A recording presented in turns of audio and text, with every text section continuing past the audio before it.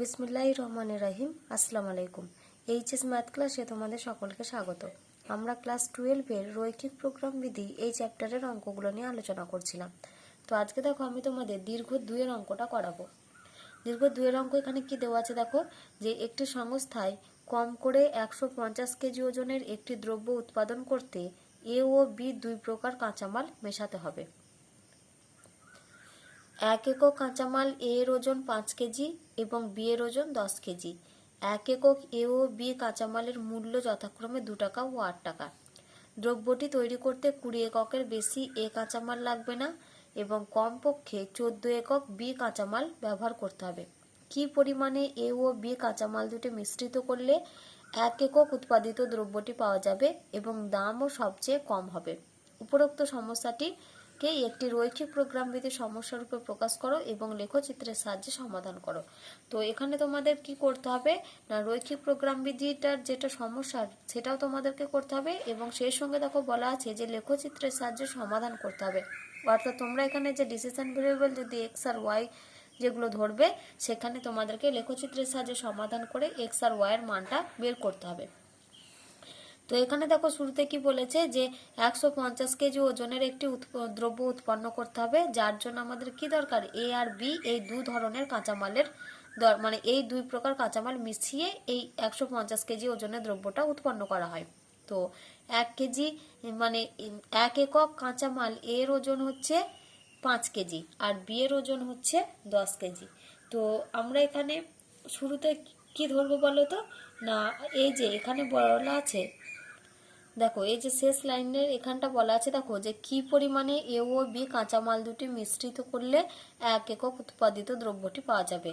অর্থাৎ আমরা শুরুতেই কি ধরবো না, আমরা ধরবো যে এক্স একক এ কাঁচামাল আর ওয়াই একক বি কাঁচামাল হচ্ছে আমাদের প্রয়োজন এই যে এই দ্রব্যটা উৎপন্ন করতে। 150 কেজি ওজনের একটি দ্রব্য উৎপন্ন করতে যে বলেছে না এ ও বি দু প্রকার কাঁচামাল মেশাতে হবে, তাহলে আমরা কি ধরছি যে আমাদের কি প্রয়োজন না এক্স একক এ কাঁচামাল আর ওয়াই একক হচ্ছে বি কাঁচামালের প্রয়োজন। তাহলে অঙ্কটা কিভাবে শুরু করবে আগে আমি সেটা বলে নিই, তারপর আমরা অঙ্কটা শুরু করব। তাহলে দেখো, একটি কারখানাতে জিনিস উৎপন্ন করতে একটি সংস্থা বা ফার্ম 150 কেজি ওজনের একটি দ্রব্য উৎপন্ন করতে কি কি প্রয়োজন হচ্ছে না, এ আর বি এই দুই ধরনের কাঁচামাল বা র মেটেরিয়ালের প্রয়োজন। তো আমরা কি ধরছি শুরুতেই, যে আমরা ধরছি যে এক্স একক এ কাঁচামাল আর ওয়াই একক বি কাঁচামালের প্রয়োজন। তাহলে এক্স একক হচ্ছে এ কাঁচামাল আর ওয়াই একক হচ্ছে বি কাঁচামালের প্রয়োজন। এবার দেখো তোমাদের বইতে বলে দেওয়া আছে যে 1 একক কাঁচামাল এ তার ওজন হচ্ছে 5 কেজি, মানে এর 1 এককের ওজন হচ্ছে মানে 1 ইউনিটের ওজন হচ্ছে 5 কেজি। তাহলে আমরা নেব কতটা, এক্স একক, তার মানে এক্স এককের ওজন কত হবে, নিশ্চয়ই 5x কেজি। একই রকম ভাবে মানে বি এর ক্ষেত্রে দেখো বলা আছে যে 1 একক বি এর ওজন হচ্ছে এই যে 1 একক মানে 1 ইউনিট বি এর ওজন হচ্ছে তোমাদের দেখো বলা আছে যে 10 কেজি। তাহলে ওয়াই একক বি এর ওজন কত হবে, নিশ্চয়ই 10y কেজি। তাহলে মোট কতটা পরিমাণ মানে কাঁচামাল লাগছে, এই যে এখান থেকে হচ্ছে 5x আর এখান থেকে হচ্ছে 10y। তাহলে এই দুটো সমষ্টি হচ্ছে, তো এই এ আর বি কাঁচামাল দুটোর মোট পরিমাণটা 5x + 10y এত কেজি। এবার দেখো তোমাদের বলে দেওয়া আছে যে একদম প্রথম লাইনে বলা আছে যে উৎপন্ন করতে 150 কেজি ওজনের একটি দ্রব্য উৎপন্ন করতে এ আর বি দু প্রকারের কাঁচামাল প্রয়োজন। তো কি বলেছে যে কম করে 150 কেজি মানে ওজনের দ্রব্য উৎপন্ন করবে, তো কম করে বলা আছে। তা আমাদের এখানে মোট পরিমাণটা কত লাগছে যে 5x + 10y। তাহলে এটা মোট পরিমাণ হচ্ছে 5x + 10y। এবার তাদের বলা আছে যে কম করে 150 কেজি ওজনের একটি ওজনের দ্রব্যটা তৈরি হবে। তো কম করে 150 কেজি মানে আমার কি হতে পারে যে 150-এর বেশিও হতে পারে। তাহলে আমরা কি লিখতে পারি যে 5x + 10y এর মানটা হচ্ছে > 150।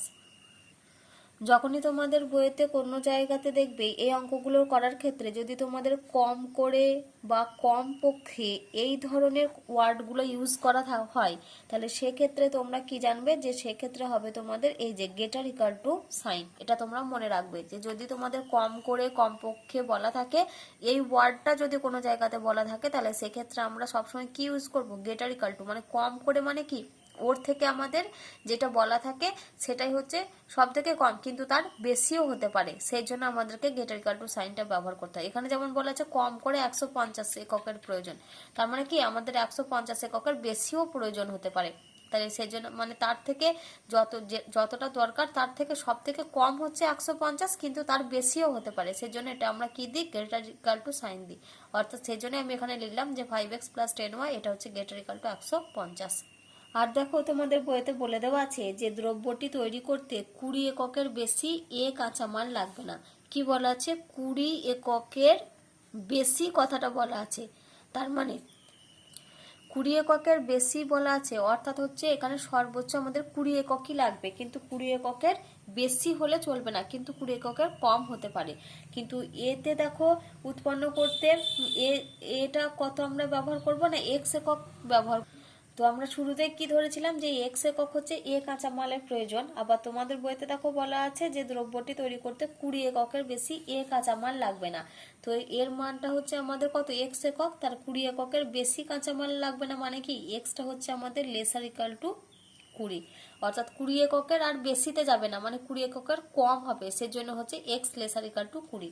আবার বইতে বলে দেওয়া আছে দেখো যে কমপক্ষে 14 একক বি কাঁচামাল ব্যবহার করতে হবে। তো বি কাঁচামাল আমরা কতটা ব্যবহার করেছি, ওয়াই একক, তাহলে ওয়াই এর মানটা দেখো বলা আছে কমপক্ষে 14 একক বি। আর আমি কি বললাম যে কমপক্ষে কম করে লেখা থাকলে আমাদেরকে কি ব্যবহার করতে হয়, গেটার ইকাল টু, কারণ তার বেশিও লাগতে পারে, ওটা হচ্ছে সব থেকে কম। তাহলে কম করে 14 এককটা বলা আছে যে বি কাঁচামাল ব্যবহার করতে হবে, তাহলে ওয়াই এর মানটা কি হবে, গেটার ইকাল টু 14। তাহলে এতক্ষণ ধরে আমরা যে এগুলো লিখলাম 5x + 10y greater equal to 150, x lesser equal to 20, y greater equal to 14, এগুলো সব ছিল আমাদের বাধা গোষ্ঠী। এবার আমাদেরকে কার মান লিখতে হয় না, জেড এর মানটা লিখতে হয়। তো দেখো তোমাদের বইতে বলে দেওয়া আছে যে 1 একক মানে 1 ইউনিট কাঁচামালের মূল্য, এর মূল্য হচ্ছে তোমাদের 2 টাকা, বই বলা আছে। আর 1 ইউনিট বি কাঁচামাল এর মূল্য হচ্ছে দেখো 8 টাকা। তাহলে দেখো 1 ইউনিট কাঁচামালের মূল্য হচ্ছে 2 টাকা, আমরা কাঁচামাল কতটা নিয়েছি, এক্স পরিমাণ, এক্স একক নিয়েছি, এক্স ইউনিট, তাহলে সেক্ষেত্রে আমাদের খরচ হবে কত, নিশ্চয়ই 2x টাকা। আবার 1 একক বি কাঁচামালের খরচ হচ্ছে কত, 8 টাকা, আমরা বিটা কতটা ব্যবহার করব, ওয়াই একক, তাহলে এখান থেকে 1 এককের খরচ হচ্ছে 8 টাকা, আর ওয়াই এককের খরচ হবে কত, 8y টাকা। তাহলে এই দুটো সমষ্টিটাই হচ্ছে আমাদের মোট খরচ। আর আমরা কি জানি যে মোট খরচটাকে সবসময় কি করতে হয়, ন্যূনতম করতে হয়। তার মানে এক্ষেত্রে জেড সমান এটাকে কি করতে হবে, এটাকে অবম করতে হবে, অর্থাৎ আমাদেরকে এটা কি লিখতে হবে, এটা হচ্ছে আমাদের মিন জেড এর মান, অর্থাৎ আমরা কি বলতে পারি যে মিন জেড সমান হচ্ছে 2x + 8y। তো এতক্ষণ ধরে আমি যেটা বললাম এটাই আমরা সেবার কি করব, ভাষাতে লিখব। এবার এখানে দেখো শুধুমাত্র ভাষাতে লিখলে হবে না, আমাদেরকে সেই সঙ্গে কি করতে হবে, এটার সলিউশনটাও বের করতে হবে। তাহলে দেখো এখানে কি লিখলাম যে ধরি এক্স একক কাঁচামাল আর ওয়াই একক বি কাঁচামালের প্রয়োজন। আর আমাদের বইতে দেখো বলে দেওয়া আছে যে প্রতি এককে এর ওজন হচ্ছে 5 কেজি আর বি এর ওজন হচ্ছে 10 কেজি। তাহলে এখানে দেখো প্রতি একক এর ওজন হচ্ছে 5 কেজি, বি এর ওজন হচ্ছে 10 কেজি। এবার কতটা নিয়েছি আমরা, এক্স একক, আর বি নিয়েছি ওয়াই একক। তাহলে 1 কেজির ওজন হচ্ছে 5 কেজি, তাহলে এক্স 1 এককের ওজন হচ্ছে 5 কেজি, তাহলে এক্স এককের ওজন হবে 5x কেজি। একই রকমভাবে 1 এককের মানে বি এর ক্ষেত্রে 1 এককের ওজন হচ্ছে y কেজি, তাহলে y এককের ওজন হবে কত, নিশ্চয়ই এটা হচ্ছে 10 কেজি, 10 কেজি, বি এর ওজন হচ্ছে 10 কেজি। তাহলে y এককের জন্য কতটা ওজন হবে, 10y কেজি। তাহলে এখানে অতএব দিয়ে আমরা কি লিখবো, অতএব মোট ওজন সেটা হবে আমাদের দেখো এটা সমান হবে 5x + 10y এত কেজি। এবার আমরা প্রশ্ন অনুযায়ী কি পেয়েছিলাম দেখো, এই যে 5x + 10y এর মানটা হচ্ছে গেটার ইকাল টু 150। তাহলে এখানে আমরা একেবারেই লিখে দেব যে প্রশ্ন মতে বা প্রশ্ন অনুযায়ী 5x + 10y এটা হচ্ছে গেটার ইকাল টু 150। দেখো আর কি আমরা লিখলাম যে দ্রব্যটি উৎপন্ন করতে 20 এককের বেশি কাঁচামাল 20 এককের বেশি এ কাঁচামাল লাগে আর কমপক্ষে 14 এককের বেশি বি কাঁচামাল ব্যবহার করা হয়। তাহলে 20 এককের বেশি এ কাঁচামাল ব্যবহার করছে, আর এ কাঁচামাল কতটা ব্যবহার করা হয়েছে? এক্স একক। তার মানে আমরা কি বলতে পারি? এক্স এর মানটা কি হবে? লেসার ইকাল টু 20, কারণ 20 এককের বেশি এ কাঁচামাল লাগে। আর কি বলা আছে যে কমপক্ষে 14 এককের বেশি বি কাঁচামাল ব্যবহার করা হয়। তাহলে বি এর জন্য আমরা কি নিয়েছিলাম? ওয়াই। তার মানে কি লিখবো আমরা? এবং ওয়াইটা হচ্ছে গ্রেটার ইকাল টু 14। সরি, এখানে কিন্তু এটা না হবে যে দ্রব্যটি উৎপন্ন করতে 20 এককের বেশি এ কাঁচামাল লাগে না, 20 এককের বেশি লাগে না। অর্থাৎ তার মধ্যে সব থেকে কম মানে সর্বোচ্চ লাগছে কতটা? সর্বোচ্চ লাগছে হচ্ছে 20 এককটা, সেজন্য এটা এক্স লেসার ইকাল টু 20। এখানে যদি না ওয়ার্ডটা দাও তাহলে এটার মিনিংটা অন্যরকম হয়ে যাবে। আর আমাদের দরকার হচ্ছে মোট খরচ। তো মোট খরচ আমরা কত বের করেছি দেখো আগে, এখানে 2x প্লাস 8y। তাহলে এখানে কি লিখবো আমরা? এবং মোট খরচ হয় 2x প্লাস 8y টাকা। এবার আমরা কি করব? এই যে এতক্ষণ ধরে যেগুলো ভাষায় লিখলাম সেটাকে আমরা রৈখিক প্রোগ্রাম বিধি সমস্যাতে লিখব। তো কি লিখলাম এখানে দেখো, যে সুতরাং সমস্যাটি হলো আমাদেরকে খরচের মানটাকে কি করতে হবে? অবম করতে হবে। তাহলে এখানে আমরা কি লিখব? যে z সমান 2x প্লাস 8y কে অবম করো, কারণ খরচটাকে আমাকে কি করতে হয়? ন্যূনতম করতে হয়। তাহলে z সমান 2x প্লাস 8y কে অবম করো যখন বাধা গোষ্ঠী হয়। তো এখানে বাধা গোষ্ঠীগুলো কোনগুলো? এই যে যেগুলো আমরা বের করেছি, 5x plus 10y greater equal to 150, x lesser equal to 20 আর y গ্রেটার ইকাল টু 14। তাহলে বাধা গোষ্ঠীগুলো এখানে আমরা কি কি লিখব? একটা হচ্ছে আমাদের 5x প্লাস 10y, এটা হচ্ছে গ্রেটার ইকাল টু 150। তারপরে আছে আমাদের x লেসার ইকাল টু 20 আর আছে y গ্রেটার ইকাল টু 14। আর সেই সঙ্গে আমাদের কি লিখতে হয়? x greater equal to 0, y greater equal to 0। এটা হচ্ছে আমাদের বাধা গোষ্ঠী, মানে এটা হচ্ছে আমাদের যেটা লিখলাম এগুলো বাধা গোষ্ঠী, আর এটা হচ্ছে আমাদের জেডকে অবম করো। আর এটাই হচ্ছে আমাদের কি সমস্যাটা। এবার আমাদেরকে কি করতে হবে? এতদূর পর্যন্ত হচ্ছে সমস্যা গঠন। এবার আমরা সমাধান করব এক্স আর ওয়াই এর মান বের করার জন্য। তো সমাধান করার জন্য আমরা কি করব? শুরুতেই যে অসমীকরণগুলোকে রয়েছে এই অসমীকরণগুলোকে আমরা সমীকরণে প্রকাশ করে তারপর সেগুলোর কি করব? লেখচিত্র অঙ্কন করব। তাহলে দেখো এখানে কি লিখলাম, যে অসমীকরণগুলির অনুরূপ সমীকরণগুলি হলো, একবার হবে 5x প্লাস 10y সমান 150, একটা পাবো x সমান 20 আর একটা পেয়েছি y সমান 14। তো আমরা কি করব? দেখো x সমান 20 আর y সমান 14 এগুলো হচ্ছে, এটা হচ্ছে আমাদের y অক্ষের সমান্তরালে একটাই সরলরেখা হবে, আর y সমান 14 হচ্ছে x অক্ষের সমান্তরালে একটা সরলরেখা হবে। কিন্তু এখানে 5x প্লাস 10y সমান 150, এটাকে আমাদের কি করতে হয়? ছেদিতাংশের আকারে লিখতে হয়। তো ছেদিতাংশের আকারে লেখার জন্য আমরা কি কোন ফর্মে লিখি? x by a plus y by b ফর্মে। তো দেখো এটা আমরা কি করেছি? 5x by 150 plus 10y by 150 সমান 1।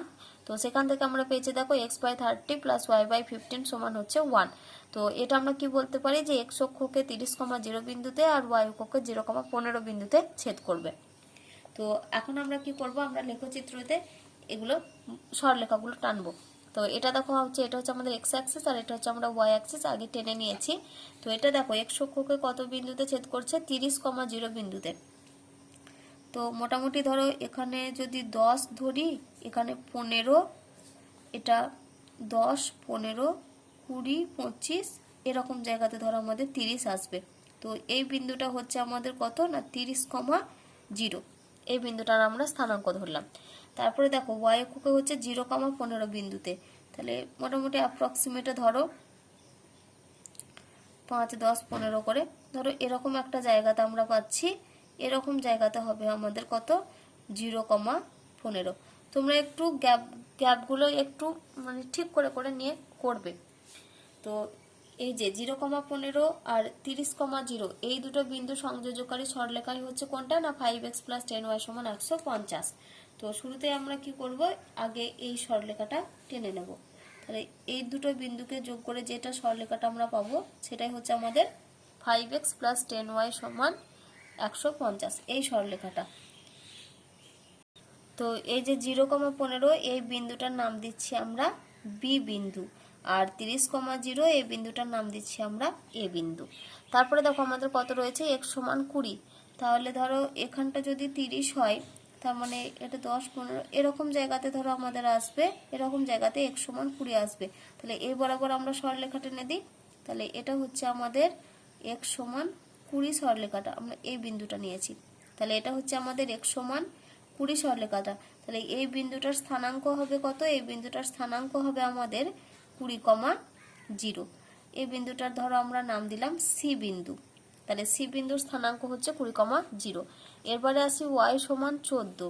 তো এখানে যেহেতু 15 এসেছে, তার মানে এর নিচেতে হবে y সমান 14। তাহলে ধরো এরকম একটা জায়গাতে এই বিন্দুটা হচ্ছে y সমান 14।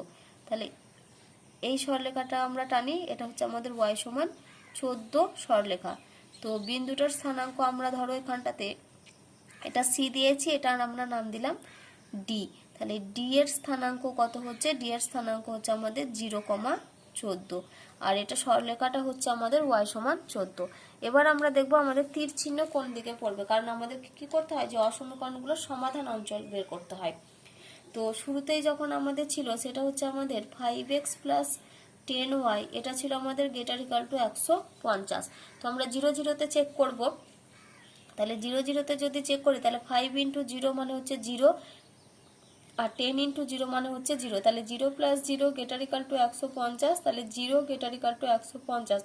তাহলে এটা হচ্ছে আমাদের কি 0টা কি কোনো সময় 150-এর থেকে বড় হতে পারে? তার মানে এই ঘটনাটা কি, এই ঘটনাটা হচ্ছে আমাদের সত্য নয়।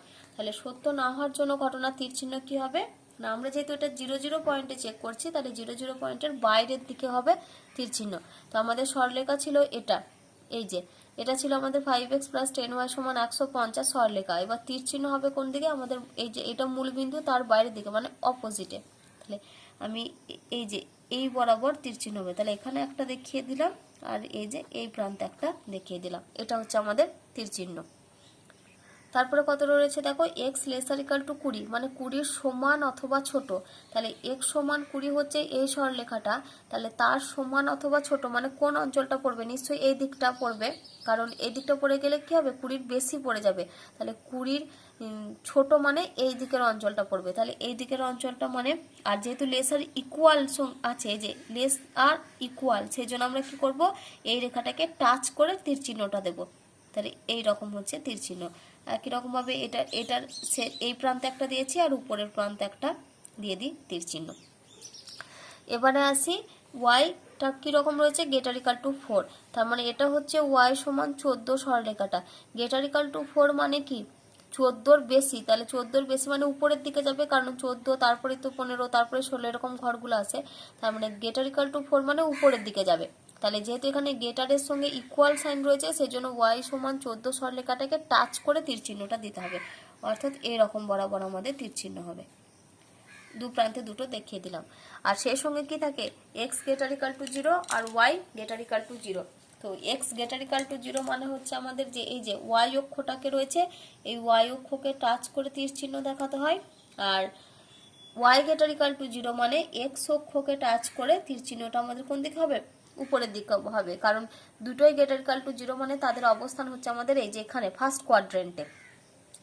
এবারে দেখো আমাদের তীর চিহ্ন কোথায়, মানে প্রত্যেকটার ছেদ করছে কোনখানটায়, দেখো এই সরলরেখাটার জন্য হচ্ছে এই প্রান্তটা, তার মানে এই দিকটা হচ্ছে 5x প্লাস এই যে এই সরলরেখাটা, অর্থাৎ 5x প্লাস 10y সমান 150।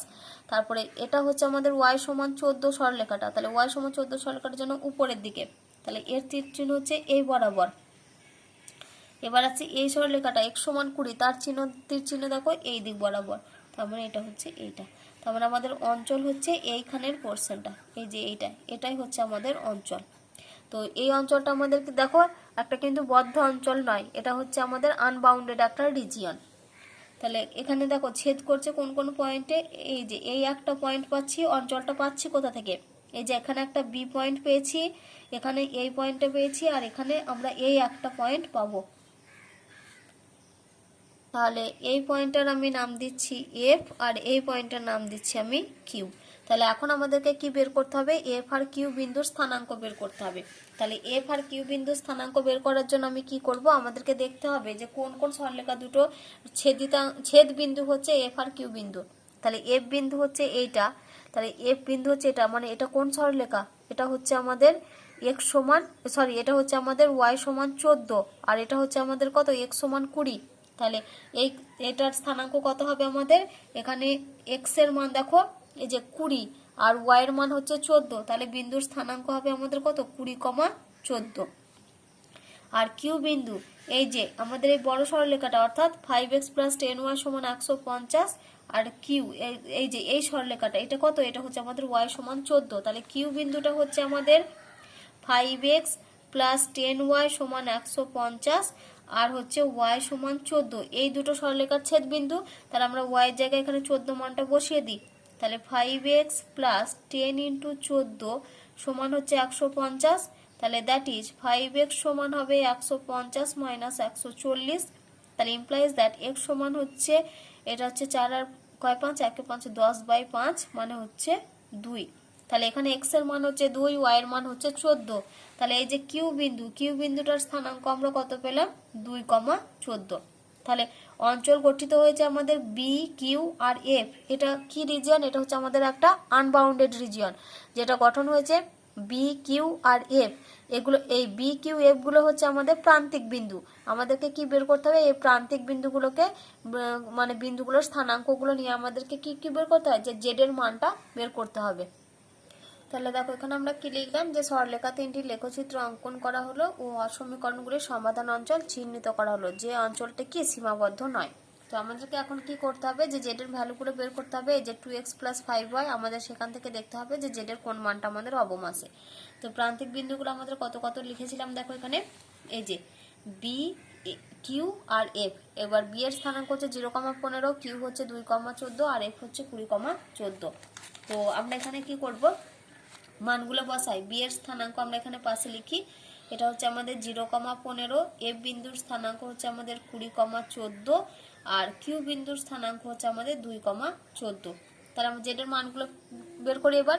তাহলে জেড সমান হচ্ছে দেখো 2x + 5y, তাহলে এখানে হচ্ছে জেড সমান হচ্ছে 2 × 0 + 5 × এটা হচ্ছে আমাদের 5 × 0,15 আছে, তার মানে 5 × 15, সরি এটা 2x + 5y না, এটা হচ্ছে আমাদের 2x + 8y। তাহলে এটা হচ্ছে 8 × 15, তার মানে এটা হচ্ছে আমাদের 120। তারপরে দেখো রয়েছে 20,14, তার মানে z সমান হচ্ছে 2 × 20 + 8 × 14, তাহলে এটা হচ্ছে 20 × 2 = 40 আর 8 × 14 = 12, তাহলে 40 আর 112 মানে এটা হচ্ছে আমাদের 152। তারপরে কিউটা হচ্ছে 2,14, তাহলে z সমান হচ্ছে 2 × 2 + 8 × 14, তাহলে 8 × 14 = 112 আর 2 × 2 = 4, 112 আর 4 যোগ করলে হচ্ছে 116। তো 116 এই মানটা হচ্ছে আমাদের এখানে কি দেখতে পাচ্ছি, অবম মান বেরোচ্ছে। কিন্তু আমি কি বলেছিলাম, যে যদি আমাদের আনবাউন্ডেড রিজিয়ন আসে তাহলে আমরা নির্দিষ্ট করে বলতে পারি না যে এই যে অবম মানটা এলো এটা হচ্ছে আমাদের এই জেড এর অবম মান। আমরা যখন রিজিয়নটা আনবাউন্ডেড আসে অর্থাৎ সীমাবদ্ধ নয় এরকম যদি কোনো অঞ্চল আসে, তাহলে সেক্ষেত্রে আমাদেরকে একটা ইনইকুয়ালিটি গঠন করতে হয়। তারপরে কি দেখতে হয়, ওই যে ওই ইনইকুয়ালিটির অঞ্চলটা আমাদের কোথায় পড়ছে। তো এখানে আমরা কি ইনইকুয়ালিটি গঠন করব না, যে অসমীকরণটা গঠন করতে হবে সেটা হচ্ছে আমাদের এখানে কত, জেড মানটা হচ্ছে 2x + 8y। তাহলে এখানে যেহেতু অবম মান বের করব, তার মানে আমাদের ইনইকুয়ালিটিটা হবে 2x + 8y <= 116। তার মানে 2x + 8y <= 116। আমাদেরকে দেখতে হবে এই যে 2x + 8y <= 116 এই অঞ্চল মানে এই অসমীকরণটার ক্ষেত্রে আমাদের রিজিয়নটা কোনখানে পড়ছে। যদি এই দুটো রিজিয়নের মধ্যে আমাদের যদি কমন পোরশন চলে আসে তাহলে কিন্তু তখন আমরা বলতে পারবো না যে এই মানে কমন পয়েন্ট যদি আসে তাহলে আমরা কিন্তু বলতে পারবো না যে এই মানটা ছিল অবম মান 116 মানটা। আর যদি আমাদের কোনো পয়েন্ট না আসে তাহলে আমরা কি বলতে পারবো যে এই মানটা হচ্ছে আমাদের অবমান। তাহলে শুরুতে কি করতে হবে, অঞ্চল এটাকে দেখানোর জন্য আমাদের এটাকে কি করতে হবে, সমীকরণে রূপ দিতে হবে। তাহলে অতএব আমরা এইটার অনুরূপ সমীকরণ কত হবে, 2x + 8y এটা সমান হচ্ছে 116। তাহলে ইমপ্লাইজ দ্যাট 2x / 116 + 8y / 116 এটা সমান হচ্ছে 1। তাহলে ইমপ্লাইজ দ্যাট 2 আর 116 কাটাকাটি করলে এটা আমাদের কত হবে, এটা হবে আমাদের 58 প্লাস, আর এটা যদি আমরা কাটাকাটি করি তাহলে এটা হবে 116/8, তো তার মানে এটা হবে আমাদের, তার মানে 8 14 112 112 আর 20, 112 আর এটা হচ্ছে 112 হলে 2 আর কাছে 4 6, 4 আর 40, তার মানে 8 5 40, তার মানে এটা হচ্ছে 14.5। 116/8 করলে এটা আসবে আমাদের 14.5, আর 116/2 মানে সেটা আসবে 58। তাহলে এটা এক্স অক্ষকে হচ্ছে 58,0 বিন্দুতে আর ওয়াই অক্ষকে 0,14.5 বিন্দুতে ছেদ করে। কিন্তু আমরা কি করি, যেহেতু এটা একদম পুরোপুরি এটা স্ট্রিক্টলি লেস দেন 116 রয়েছে, আমরা সেজন্য এটাকে সলিড লাইন দিয়ে দেখাই না, আমরা সেটাকে কিরকম করি, এরকম একটা ডটেড লাইন দিয়ে দেখাই। তাহলে এখন আমরা কি করব, বিন্দুর স্থানাঙ্ক দেখো, এটা হচ্ছে 58,0 আর এটা হচ্ছে 0,14.5। তাহলে 58,0 মানে এখানটাতে দেখো অলরেডি আমাদের 30,0 চলে এসেছে। তার মানে এইটাকে যদি আমাদের আরও এরকম বাড়াতে হয়, তার মানে ধরো এরকম কোনো একটা জায়গাতে আমাদের আসবে, ধরো এই সরলরেখাটা তো আরও বাড়বে, কিন্তু এখানে তো আমার আর পেজ নেই বলে আমি তোমাদের দেখাতে পারছি না। তার মানে ধরো এরকম কোনো একটা পজিশনে আসবে আমাদের কত বিন্দু না 58,0, এই বিন্দুটা আসবে। আর তারপরটা বলেছে 0,14.5, তাহলে এখানটাতে হচ্ছে 14, তাহলে 14.5 মানে কোন পয়েন্টটা হবে, নিশ্চয়ই এরকম জায়গাতে হবে। তাহলে এরকম পয়েন্টের স্থানাঙ্ক হচ্ছে কত, 0,14.5। তাহলে এই যে 0,14.5 এই বিন্দুটা, আর এখানে যেটা আমরা লিখলাম 58 বিন্দু, তাহলে এই দুটো বিন্দুকে আমরা কি করব, একটা ডটেড লাইন দিয়ে আমরা দেখাবো, সেটা কিন্তু আমাদের সলিড লাইন হবে না। তাহলে এই দেখো আমি ডটেড লাইন দেখাচ্ছি, এই যে এটা হচ্ছে আমাদের ডটেড লাইন দিয়ে দেখালাম এই প্রান্তটা। এবার আমাদের দেখতে হবে যে এইটার অঞ্চলটা কোন দিকে পড়ছে। এখানে দেখো কি রয়েছে, 2x + 8y less than 116, less than 116 আছে মানে কি, আমরা 0 0 পয়েন্টে চেক করব। তাহলে 0 0 পয়েন্টে যদি চেক করি, তার মানে 2 × 0 + 8 × 0 লেস দেন 116, তার মানে এখান থেকে কি বলতে পারি, 0 লেস দেন 116।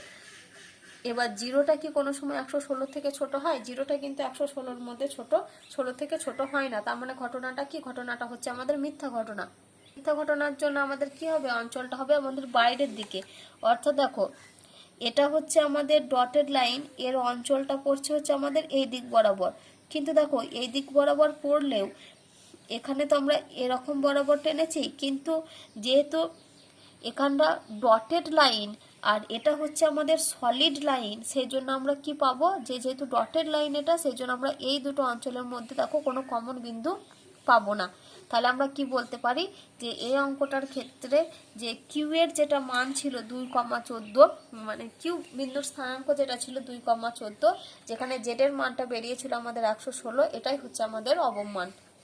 তোমাদের হয়তো এখানে ছবিটা দেখে মনে হতে পারে যে কিউ বিন্দুটা আমাদের টাচ করে বেরিয়ে যাচ্ছে, কিন্তু আমি যখন এখানে 14.5 বিন্দুটা নিয়েছি, আমার দেখো এখানটা হচ্ছে 30,0 বিন্দু, কিন্তু 58,0 মানে কি বলতো, আরও আমাদের দূরে সরে যাবে। তো আরও যদি দূরে সরে যায়, তো যেহেতু আমার এই বিন্দুটা একটু কাছে নেওয়া হয়েছে বলে আমাদের এই বিন্দুটার দিকে টাচ করে যাচ্ছে, কিন্তু অ্যাকচুয়ালি এই বিন্দুটাকে কিন্তু টাচ করবে না, এরকম উপর হয়ে বেরিয়ে যাবে। যেহেতু আমার এখানে পেজ কম আছে, সেজন্য আমি তোমাদের দেখাতে পারছি না, মানে অ্যাকচুয়ালি এই রকম হয়ে যাবে অঞ্চলটা। তাহলে তখন দেখবে আমাদের এই কিন্তু এখানে কোনো কমন পয়েন্ট পাবে না, সেই জন্য আমরা এখানে কি বলতে পারবো, যে এই 116 মানটা এটাই হচ্ছে আমাদের জেডের অবমান। তো তোমাদের এখানে এটা সমাধান করতে দিয়েছিল, তাহলে আমরা এখানে কি লিখবো, তাহলে আমরা এখানে কি লিখছি দেখো, যে সমস্যাটির কিউ বিন্দুতে অবমান রয়েছে, সমস্যাটির কিউ বিন্দুতে অবমান আছে, আর অবমানটা আমাদের কত, অবমান হচ্ছে 116। তাহলে এখানে আমরা কি লিখবো, যে জেডের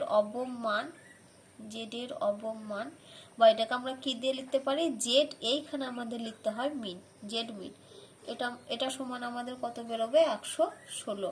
এবার যেহেতু সমাধান চেয়েছে, তাহলে অতএব নির্ণয় সমাধান এক্ষেত্রে আমাদের কত হবে, কোন পয়েন্টের জন্য আমরা পেয়েছি দেখো, এই যে কিউ পয়েন্ট কত, এটা 2,14, তাহলে নির্ণয় সমাধান 2,14 মানে এখানে হচ্ছে x সমান 2 আর y সমান হচ্ছে 14।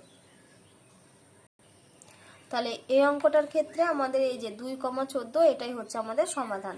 তো তোমাদের এই রকম টাইপেরই অঙ্ক দেখবে এই দীর্ঘতে দেওয়া আছে, যেগুলোর ক্ষেত্রে তোমাদেরকে কি করতে হয়েছে, আমাদের প্রোগ্রামটা গঠনও করতে হয়েছে এবং সেই সঙ্গে এই যে লেখচিত্রের সাহায্যে তার সমাধানও বের করতে হবে।